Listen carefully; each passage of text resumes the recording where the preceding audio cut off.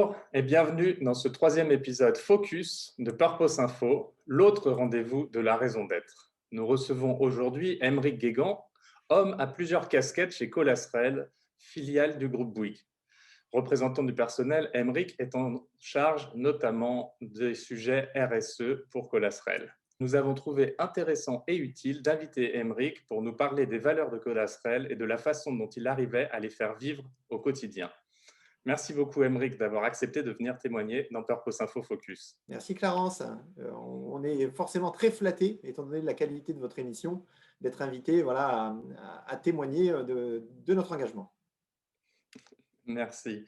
Vous avez plaidé pour passer du mode forcé au mode volontaire pour la RSE. Est-ce que vous pourriez nous détailler la démarche RSE que vous avez lancée chez Colasrel et ce en quoi elle diffère d'une démarche ordinaire? Oui, bien volontiers, merci.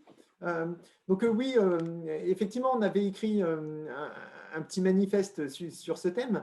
Euh, En fait, on entend beaucoup que les démarches RSE, c'est un peu en mode forcé, qu'il faut aller dans la contrainte pour aller faire engager une entreprise sur les différents enjeux au niveau de la société dans cette thématique générale.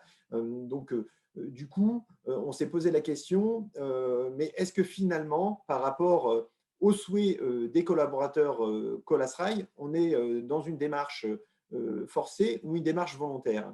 Et fort de travaux, notamment sur un projet d'entreprise qu'on avait auparavant, des démarches ISO notamment que nous avions entamées, on s'est aperçu que finalement, on n'était pas du tout dans le mode forcé et que s'engager en termes de RSE allait dans la continuité de tout ce qu'on avait fait jusqu'à présent en termes de démarche ISO, de projet d'entreprise. Donc du coup, on a porté effectivement des engagements RSE qui sont le reflet de dispositifs sur lesquels notre COMEX de Colasrail a entamé, vraiment une démarche très construite autour d'engagements qui nous sont chers. Et comme on dit, la promesse est une dette et on est certain d'être dans le volontariat et non pas dans le côté forcé. Les premiers témoignages que nous avons de nos collaborateurs depuis le début de la démarche le confirment. Tout à fait. Merci beaucoup. Alors, le groupe Colas a travaillé, je crois, relativement récemment sur ces valeurs que Colasrail a décidé de s'approprier. C'est les détournements d'avoir passé trop de temps en Angleterre. C'était Colasrail, forcément, là-bas, a décidé de s'approprier. Il s'agit du respect, du partage et de l'audace. Care, share, dare pour la version internationale. Comment ces valeurs ont-elles été déterminées et en sous-question, est-ce qu'un travail d'alignement est prévu pour que les collaborateurs puissent se les approprier au quotidien? Vont-ils avoir l'occasion de s'exprimer sur ce qu'elles représentent pour eux, ce qu'elles leur inspirent, etc. Alors, quelle est la genèse effectivement des valeurs du groupe Colas? En fait, ces valeurs n'ont pas été inventées du jour au lendemain par un cabinet de communication. Il y a eu énormément d'enquêtes auprès des collaborateurs, d'enquêtes auprès des parties prenantes et un gros travail de Colas et de ses filiales pour définir finalement ce qui nous était commun. Donc nous, chez Colasrail, on n'a eu aucun mal à s'approprier ces valeurs, puisque en plus, dans le cadre de notre démarche RSE, elles venaient vraiment en parfaite harmonie avec les engagements que nous avions déjà pris.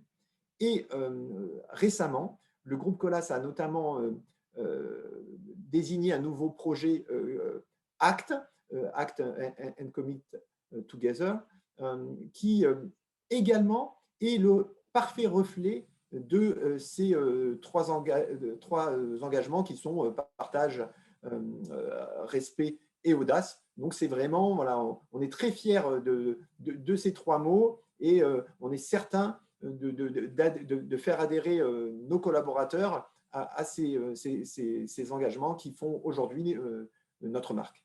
Et concrètement, si on rentre dans le détail, qu'est-ce que vous mettez derrière ces trois mots de respect, de partage et d'audace?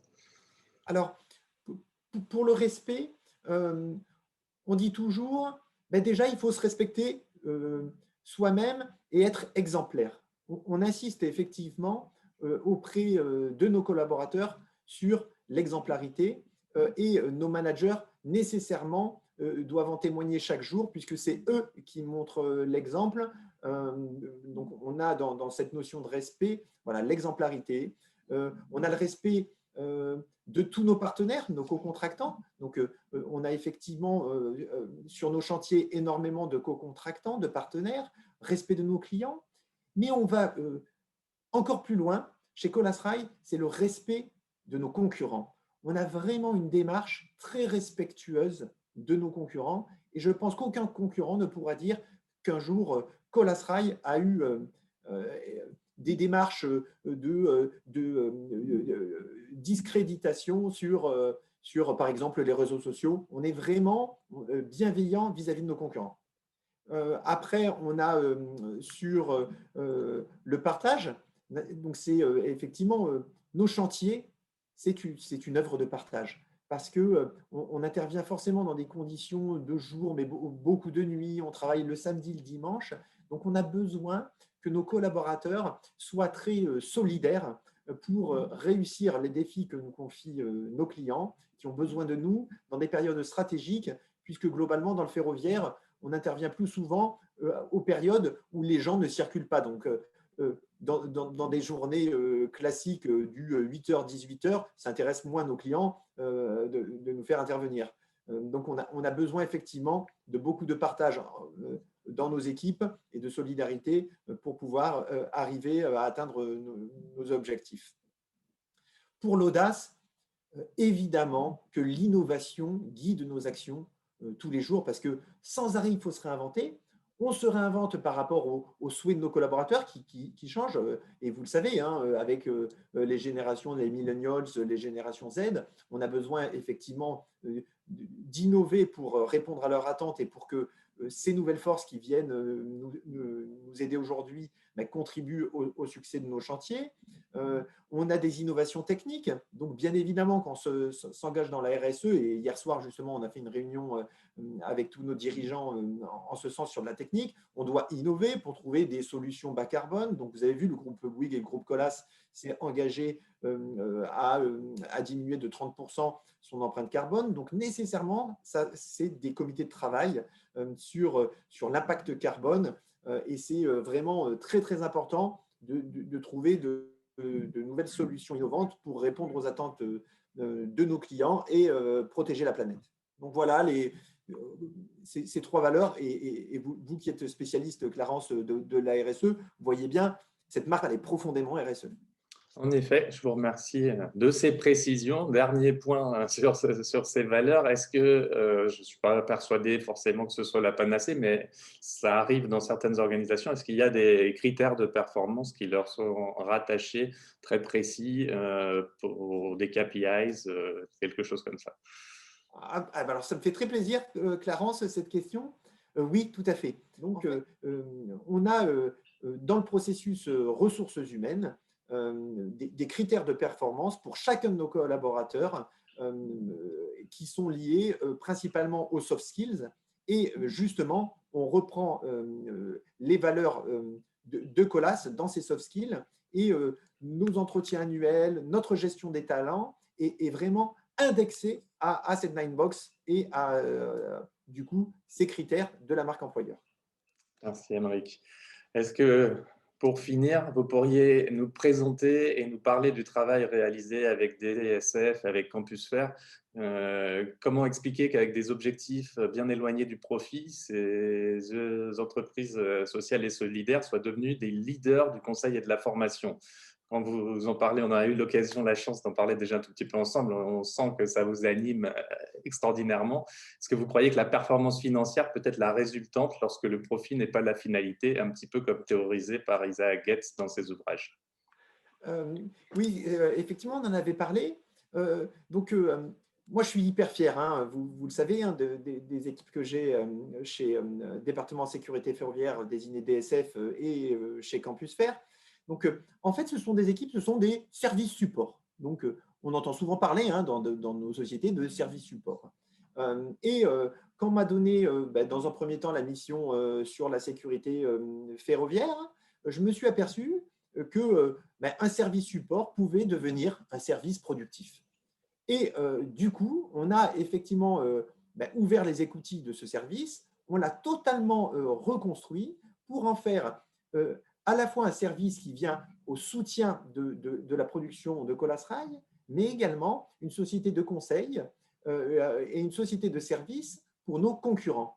Pourquoi? Parce que on arrivait finalement à répondre aux objectifs de Colas Rail en termes d'expertise métier et de prestations. Et on se dit, mais pourquoi pas aller travailler pour nos concurrents? Ça permet de limiter effectivement globalement nos frais de siège, puisqu'on arrive aujourd'hui à avoir une structure de 19 personnes qui ne coûte quasiment plus rien à notre entreprise, alors qu'auparavant, elle coûtait plusieurs millions d'euros. Donc, on est effectivement hyper satisfait de cela. Du coup, après, on a procédé de la même manière avec Campus Faire, qui est un organisme de formation, où globalement, il y a quelques années, il ne faisait il faisait 95% Colas Rail, et aujourd'hui, on est à peu près à 25% Colas Rail. Tout le reste, ce sont des prestations de formation pour nos concurrents. Et à présent, ce service support est un service effectivement qui gagne de l'argent, un centre de profit.